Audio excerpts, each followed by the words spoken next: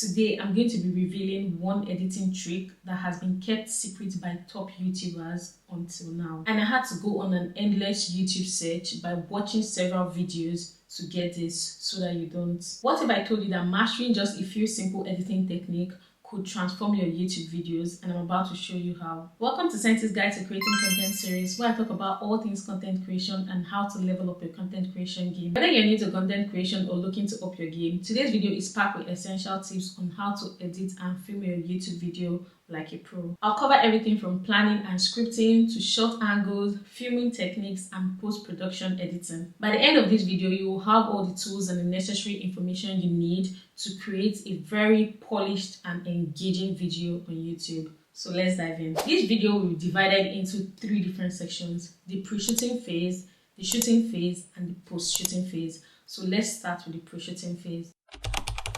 For the pre-shooting phase, this includes your planning, your scripting, and your storyboarding. So let's start with the planning of your video. Before you pick up your camera, it is important to plan your video. So this includes choosing a topic, writing your script, and organizing your shots. The first thing you're going to do is select a topic that resonates with your audience.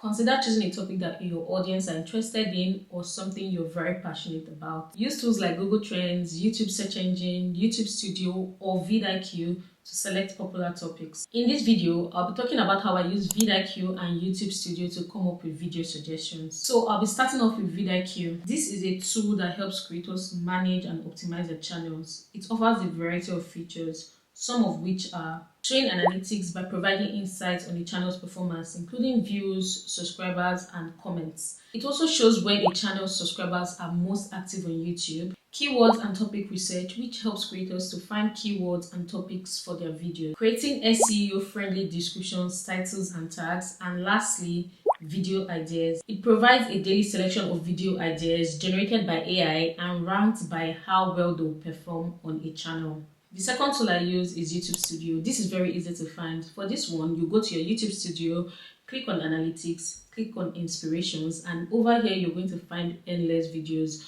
You can also search for video ideas you have and see what comes up. As you can see, I have cracked the code on how to come up with hundreds of YouTube ideas. All that is left now is the time to shoot this video and how to edit them. Once you have your topic, it's time to write your script.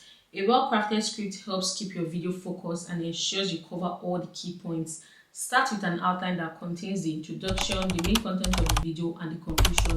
When you're writing your script, make sure to write it in a conversational tone, as if you're talking to your viewers face to face. If you're doing an educational video or you're doing a tutorial, you have to break down every complex information into simple and small digestible steps. When it comes to vlogs or less structured content, you can jot down your bullet points to keep yourself on track. Also know that this process of writing a script does not work for everybody. Find out what works for you and implement that. I find that for me, if I don't write a script before making my videos, I tend to go off point and just keep on talking for hours without having a structured or meaningful information to pass out. Up next is storyboarding. This is a great way to visualize your videos before you start filming. Create a rough sketch of each scene, including key visuals, camera angles, and notes on how each scene should flow. This is especially useful if your video involves multiple locations or complex shots. Remember, the more prepared you are, the smoother and simpler your filming process will be, and the better your final product. I just found out about this recently and it has been a game changer for me. I can see the clear intentionality when creating and editing my videos. The downside to storyboarding is it requires time, so do not beat yourself up if you can't do this. I will advise you to start small. Storyboarding is also easier if you have a script, because on your script you can write down the different B-rolls you want to add while you're editing. Now that you've planned your video, it's time to start filming. In this section, we're going to go over the equipment, your camera settings, your shot composition, and your lighting. You don't need a ton of expensive gears to start creating content. However, having the right equipment can make a big difference. Here's a list of all the equipment you're going to need. A camera or a smartphone. Make sure that your camera can shoot in at least 1080p, though 4K is preferred. I always shoot with both my camera and my iPhone all the time. The next is a good microphone. A good audio is just as important as a good video. consider getting a USB mic, as that makes a huge difference. Next is tripod or gimbal. Tripod is good for steady shots, while a gimbal is good for smooth and dynamic shots. For me, I use a tripod all the time. If you have the latest iPhone, they come with inbuilt stabilizer, so you don't need a gimbal to stabilize your videos. I will put up 2 video examples of when I use a gimbal and when I don't use a gimbal, so that you're going to see the difference. For lighting, natural light works best, but in this part of the world where I am, I cannot depend on the natural lights. So I want to have more control over the lighting in my videos. So I use this light I got from Amazon, this LED light I got from Amazon. I also use 2 different backlights. I use one from TikTok shop, and I use this lamp I got from IKEA. The link to all the different lights will be in my description box. Now we're going to move over to camera settings. For my camera settings, I don't go crazy, and this is because I use my camera for sit down videos and I also use it to vlog. So I don't want a situation whereby I'm creating videos, or I want to create a video and I have to go into the settings to manually change everything. So for this reason, all I do is just use the intelligent auto settings. The intelligent auto setting automatically adjusts the key settings like exposure, focus, white balance, and ISO based on the scene detected by the camera. It analyzes the environment, whether it is bright, dark, close-up, or in motion, and selects the optimal setting for each scene. This mode is ideal for quick shots where you don't have to manually go into the camera to change the settings. It simplifies everything by letting the camera handle all the technical decisions. For my phone, these are the different camera settings I use. For normal recording, I shoot in 4K at 60 FPS.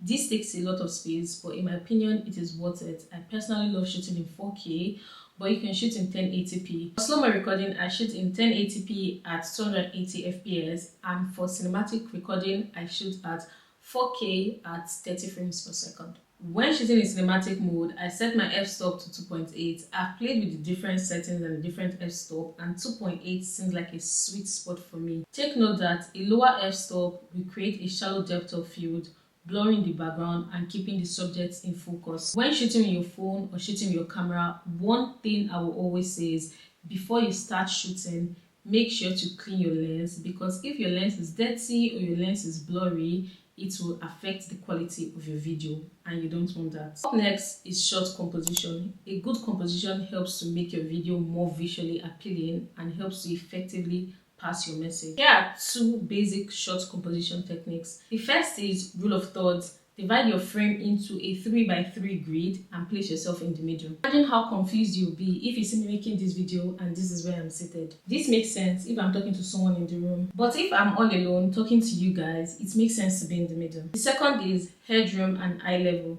Keep a small amount of space above your head and try to position your camera at eye level. Yes, so now this is what it looks like when my head is not aligned and the camera is not on eye level. The camera is up, I'm looking up, and this does not look so good because this has taken just my head and has left the rest of my body. Next is short angles, and I really love this particular section about filming videos because it can make your videos more dynamic and very interesting. Here are some different shot angles that you can consider when creating videos. The first is the eye level. This is the most natural angle, and this is great for communicating with your audience. Another shot is the high angle shot. Looking down at the subject can make them appear smaller or less powerful. On the flip side, for the low angle shot, looking up at the subject can make them appear bigger or more powerful. Next up is over the shoulder shot, and this shot is used to show the subject's perspective. Now with the wide shot, this sets the scene or shows the subjects in their environment. And lastly, close-up shots. This is used to focus on details or the subject's emotions. This particular section of shooting videos is not easy. This is also why it is very dynamic and very interesting. When shooting vlogs, I always try my best to include different shot angles. This means that I have to create or I have to shoot one particular scene at least 4 different times, doing the same thing with different shots. And finally, the lighting technique. Good lighting is very good when you want to get that professional look. So here are 2 different ways you can set up your lighting. The first is the 3-point lighting. This classic setup includes a key light, a fill light, and a backlight to create depth, eliminate shadows, and add focus to the subject. The backlight can be any chosen color of your choice. It just adds color and interest to your background. The second is natural lighting. Weather in this country is not reliable, so I don't do this. But if you're using natural lights, make sure to place yourself in front of your window to use the soft, even natural light. Also avoid direct sunlight. With your footage in hand, it's time to move on to the editing process. This is where your video comes to life. I'm going to walk you through the different editing process from importing your video to adding the finishing touches. First thing you will need to do is choose an editing software. There are several editing software options available, ranging from beginner to professional. The first I'd like to talk about is iMovie. iMovie is great for beginners. I remember when I started creating videos, this was what I used about 3 years ago to edit all my videos. And this gives you the basic features, the basic functionality, cutting, adding sounds, and the basic editing features that you can think of. The next one I'm going to be talking about is Adobe Premiere Pro, and this one is more of a professional level editing software. If you're new to creating content and you're new to video editing, I don't think you should start with this. The next one I'm going to be talking about is Final Cut Pro. This is also a high level editing tool. I picked this up 2 years ago and I dropped it because it was a little too high level for me, but I've heard really good things about this. And finally, we're going to be talking about CapCut. CapCut is what I use currently. CapCut has a very good interface. It has a web interface and it also has an app interface. This is also beginner friendly. It has an easy to understand interface and it has really good features. One of my best features on CapCut is the template feature, and this just makes editing simple. All you need to do is select a template, add in the clips, and it will generate your video automatically. So this is what it looks like on CapCut. Now the first thing that I am going to do after importing my footage is to cut and trim. Now this is where you're going to skim through your videos, cut the unnecessary parts and trim your clips so that the pacing is right, because you don't want a situation whereby one footage of you doing something is longer than, let's say, 3 to 5 seconds. If not, what will happen is that the viewers are not going to be very engaged and they're just going to click out of your video. So we'll click on Command Plus to increase the timeline so that I can see exactly what is going on. As you can see, for this first section, I've already started trimming the videos. So this is what it's looking like. So just going ahead to trim. You can just do whatever it is you want, where you want to show, how you want to show. Just show the details that you think is very necessary and don't overdo it. So I'm just going to go on to keep on cutting as much as I want and just leaving some parts so that it's going to create that jumping effect. Then after that, I'm going to be assembling the clips. After doing all the necessary cutting, I'll just start assembling the clips where I want them to be. Then when I'm done doing all the cutting and assembling the clips, now the next I'm going to do is add b-rolls. I'll just overlay different b-roll footages to just visually support whatever it is I'm doing, or support my narrative. If I'm doing a sit-down video, during my sit-down videos I use a lot of b-rolls because I use that to just explain whatever it is I'm saying in a more visual, appealing way. Then want me to do a video on how to shoot b-rolls that are engaging, just let me know in the comment section and I'll do a video for that. Now when I'm done with all my clipping, all my cutting, adding my b-rolls, I will go over to transition. Next up is adding transitions and effects. What are transitions and what can they be used for? Transitions can help smooth out, cut out between clips, and effects can add polish. You'll need to use them in different places in your video depending on what you want to emphasize. So in CapCut, this is where you can see transitions. In the top section here, you click on transitions. These are the different transitions that we have in CapCut, but these ones here that you're seeing are my favorites. So I have the black fade, the dissolve, comparison, app switching, left, and the different type of left transitions. So if I want to show a situation whereby I'm going from night to day, I use the blackout effect because that just helps to show like a transition of, oh, this was the previous day and this is the next day.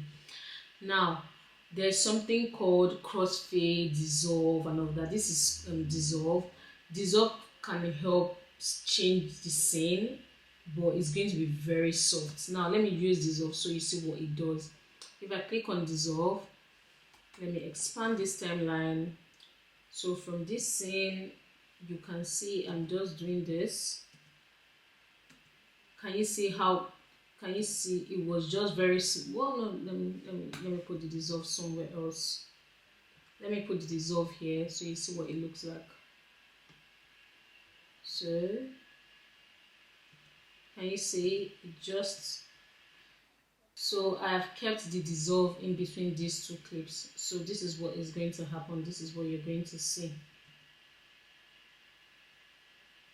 Can you see it just gives a very smooth transition. Now there is another transition called left. So for the left transition, I use this when I'm trying to change a scene. So let me put the left transition here. Let me do this. Let me do this.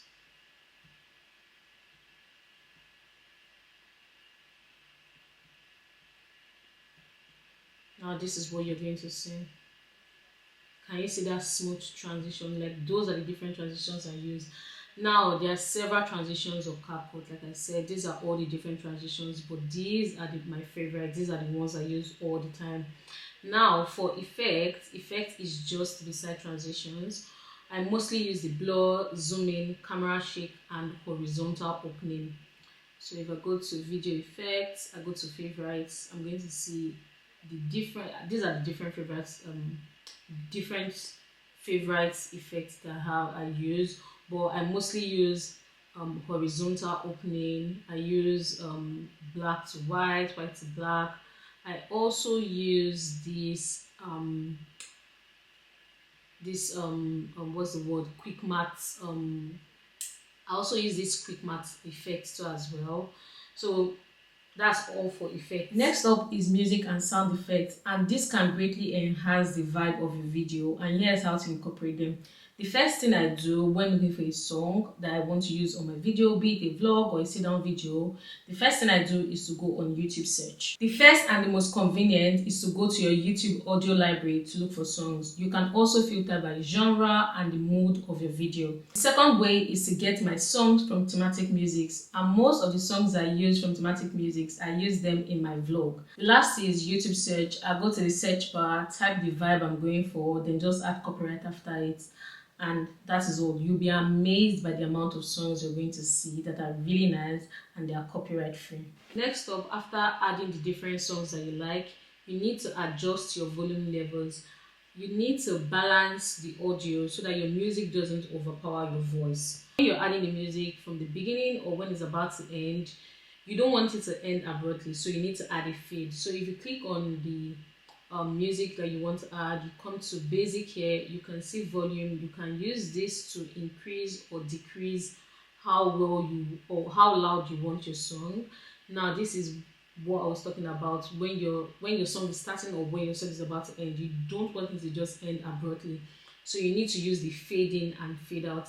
A good number I will advise is 3. So that's 3 seconds into when the song starts playing and 3 seconds into when the song is ending, so that it just gives that smooth finishing.